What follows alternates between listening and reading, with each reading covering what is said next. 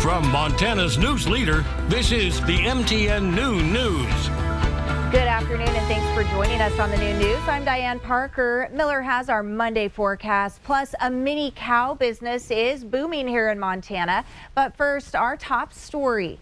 Billings police are holding a press conference at 1 o'clock today after a Billings police officer was shot and hospitalized during a 14-hour standoff in the Heights. MTN's Haley Monaco has the latest. It's a very different scene on Birch Lane after a 14-hour standoff Saturday. SWAT forces are gone, but Billings police are still here investigating, and you can see the fallout of their attempt to end the standoff, from breaking windows to flooding the home. Not the first married trouble. I was just sitting in there on the couch and I was like, wow, I really just saw that. It was a long day for all involved on Birch Lane in the Billings Heights as residents surrounding 57-year-old Mary White Crane's home were evacuated during the standoff. A scary scene, one Parker Sinks will never forget. I had woken up to a loud boom and had enough time to throw some clothes on, peek my head around the corner of the house, and I had seen a police officer fall. And after that, I was kind of frozen in shock. Billings Police Lieutenant Matt Lennox says the officer shot is receiving medical treatment at a local hospital. Singh says he had to leave for work shortly after seeing the officer shot, but had to wait to be escorted to his vehicle and wasn't able to return to his home until after 11:30 Saturday night. Ever since then, I've just been thinking, like, what if that were one of my family members or my grandma, whom I live with. Lisa Zonkonchenko lives directly across the street from White Crane. She's lived in the area for 3 years and says this wasn't the first time White Crane has caused problems, but never anything to this extent. I didn't want police shoot her, even with all this her trouble in the neighborhood, but she's still a human. Lisa says she returned from work Saturday morning to find her street blocked off. When she found out what was happening, she remembered that White Crane had come over Friday. The conversation they had leads Lisa to believe the standoff was planned. She talked about she bought very strong coverage for her front door and nobody can get in if she lock it. White Crane allegedly also asked Lisa to look after her home. Please watch my property because I will be probably gone tomorrow. So I guess she knew something. Billings police continued to investigate the scene Sunday afternoon, and residents were left picking up the pieces after a day they won't soon forget. I'm doing okay. I'm a little traumatized, but a little shocked. In Billings, Haley Monaco, MTN News.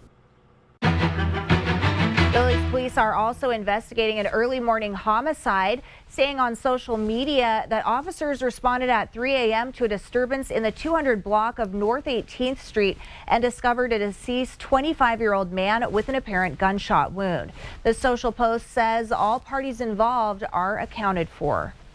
New information about a fatal officer-involved shooting in St. Regis Saturday. The Mineral County Sheriff's Office reports law enforcement shot and killed a person during a hostage situation at the St. Regis Travel Center. The incident involved two people who authorities say were in Idaho earlier on Saturday. According to a news release, a hostage was taken at the travel center in St. Regis, and when law enforcement arrived on scene, one suspect was taken into custody. The other was shot and killed during a standoff. No word yet on the condition of the hostage. The suspect in a Great Falls homicide has died after shooting himself in the small town of Valier in Pend Oreille County. It all started on Friday with reports of gunshots in a Great Falls neighborhood. Officers responded and found one person dead. The suspect had apparently fled the scene. According to police, the suspect was spotted but fired at officers and took off.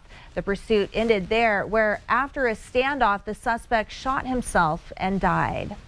Wyoming Governor Mark Gordon signed a bill banning medication abortions into law, making it the first state to target the abortion pill.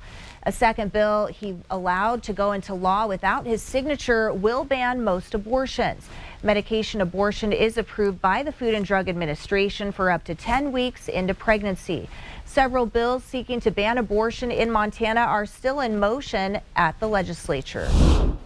In case you missed it over the weekend, the Montana State Bobcats made fans proud with a great performance against Kansas State in the NCAA tournament, but the upset just wasn't meant to be. The Cats fell 77-65 to a tough Big 12 squad who punched their ticket to the Sweet 16 yesterday. The Bobcats only trailed by 6 at halftime, but in the end, the Wildcats were just too talented to overcome.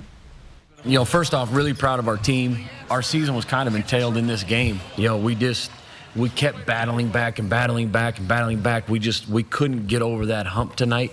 I thought we had some decent looks from three, but I thought, you know, give them credit. They guarded us, you know, and their length and athleticism caused us some problems a little bit. But, you know, proud of our guys and the effort they showed, and for us to still have it, you know, basically a 3-possession game with under 5 minutes to go, playing as poorly as we did, you know, is a testament to our guys and continuing to fight and claw back. But Kansas State had a lot to deal with us playing bad too. The Bobcats finished the season an impressive 25-10.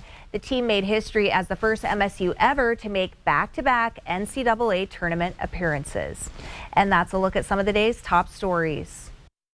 Happy Monday, everybody. We're into the final hours of winter. Spring officially kicks off later this afternoon. But it's not going to be spring-like moving forward in our area. More snow and colder temperatures in the forecast. We'll tell you about that coming up here in just a bit. But first off, let's take a look at the U.S. forecast. Western U.S. today, widespread rain and snow. Northern Plains, snow spreading across tomorrow. Great Basin to the Four Corners. Rain and heavy mountain snow Tuesday into Wednesday. Here across Montana, northern parts of Wyoming, we've got that area of low pressure that is bringing the rain, bringing the snow, and we've got some cooler air coming in from the north to bring those temperatures down. We'll have a complete look at your forecast coming up here in just a bit.